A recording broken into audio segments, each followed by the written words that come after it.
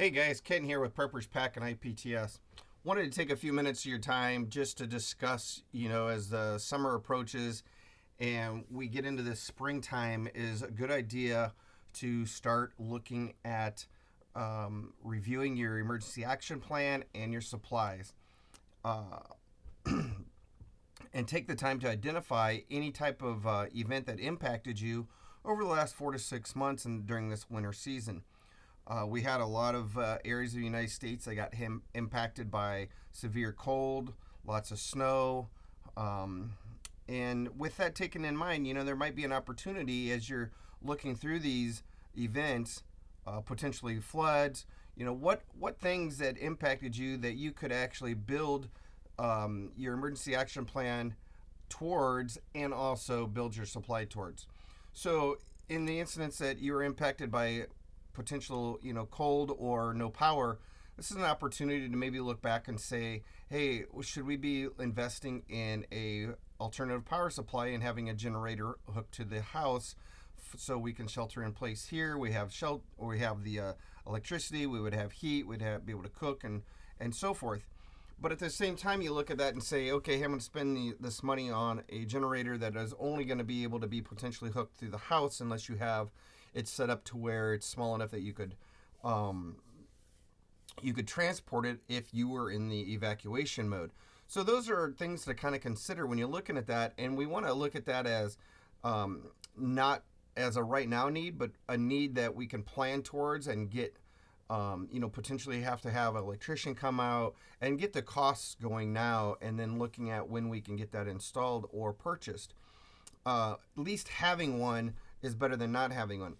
The other thing you could look at, if you were involved in, potential floods or rain situations or whatever other incidents impacted you, you can look at the needs for those. Maybe, floods impacted you and you need to make some adaptations to your emergency action plan, the written one, to meet the needs of the kids, or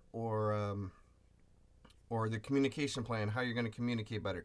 So, with all that being said, this is a perfect time to go through that and look at how everything is packed. And we planned in these situations. We always want to plan that we can shelter in place. I know my house better. It's my kingdom. It's my castle, kind of concept.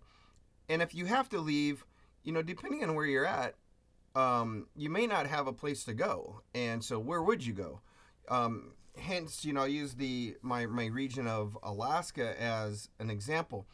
If you look at that and say an event down in Dallas Fort Worth, they have a major incident down there. They could actually turn the stadiums into shelters, and they've done this before during hurricanes, and those hold thousands of people. Well, here locally in my region, there is nothing that holds thousands of people. We're looking at everything in the hundreds. So you really got to be self-sufficient and be able to self-rescue in these events. And we have hotels and stuff like that in the big city, but you start looking in the smaller cities, they don't have that. So how could you increase your ability and comfortability in an event um, to be able to self-rescue? And so this is a perfect time to do that.